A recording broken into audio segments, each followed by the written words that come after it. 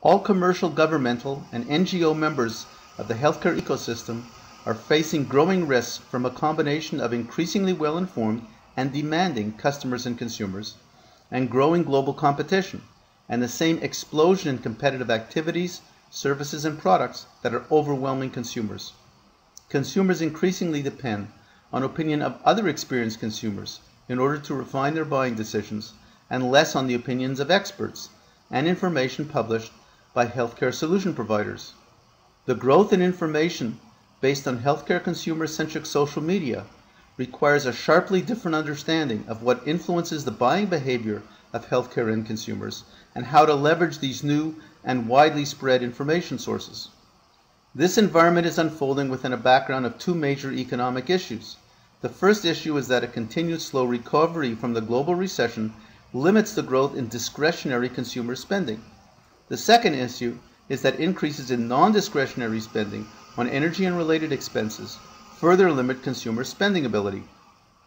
These forces are eliminating the passive corporate strategy of a rising tide raises all boats of all competitors. The current and foreseeable future is that significant growth in most healthcare verticals must come at the expense of competitors losing clients or at least share of clients' wallets.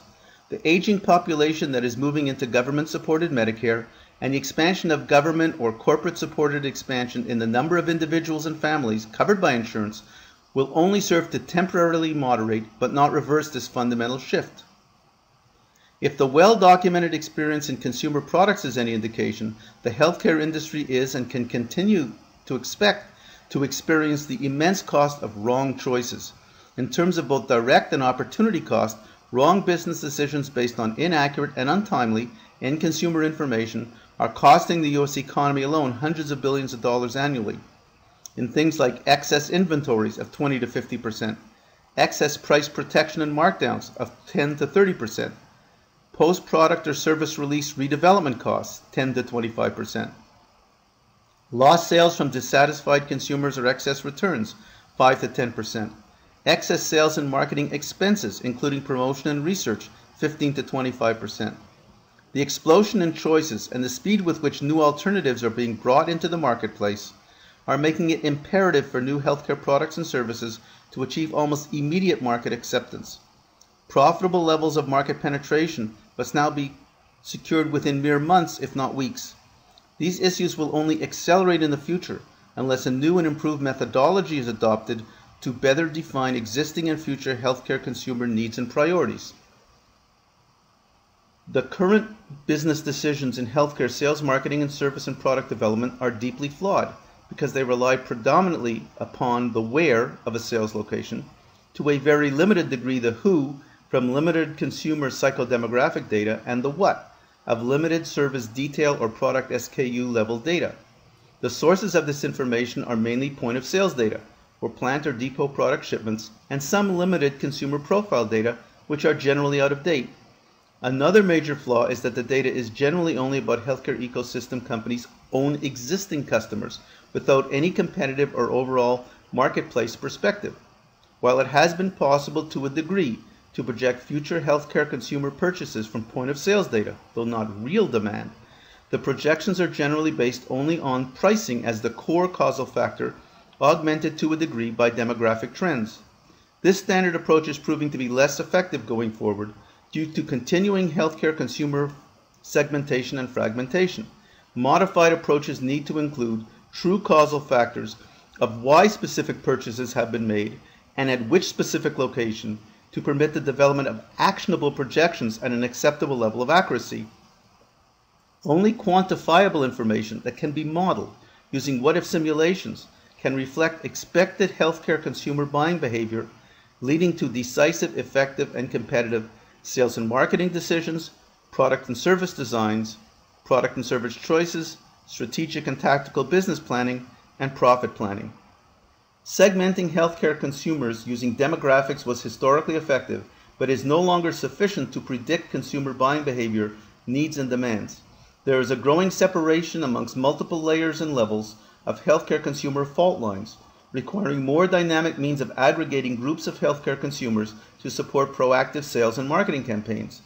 The ability to effectively segment healthcare consumers has become even more important in the development of new refined healthcare and wellness products and services to ensure that these products and services immediately appeal to the right target audience. This increasingly fragmented and segmented set of healthcare consumers with widely different buying behaviors challenges conventional one-size-fits-all within an age group sales and marketing campaigns. Even more highly sophisticated one-to-one sales and marketing strategies will be of limited value if serious errors are made in the design, core functionality, and the value proposition of services and products. Focus groups are proving of limited value in optimal design decisions. They are likely to cover only a small set of potential target consumer segments and reflect a single point-in-time view. They are also frequently absent of any information about other competitors for the healthcare consumer's wallet. Segmentation strategies must systematically include the concept of aggregation based on why consumers are making their buying behaviors. They should not assume that demographic segments will exhibit a sufficiently common set of buying behavior characteristics. These changes have significant implications for sustainable customer loyalty. In many cases, the essence of existing customer loyalty programs evolved into a temporary customer rental strategy, continuing to buy and rebuy temporary customer loyalty through increasingly undifferentiated financial incentives.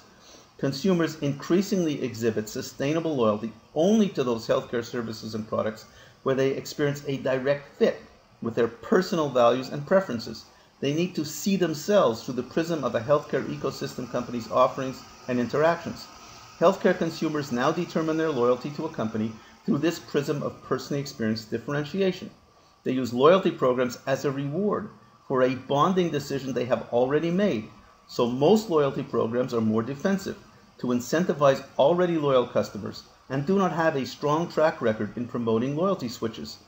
Most loyalty programs may increase frequency or volume of purchases, but fail to switch core customer loyalty. This concludes the video on corporate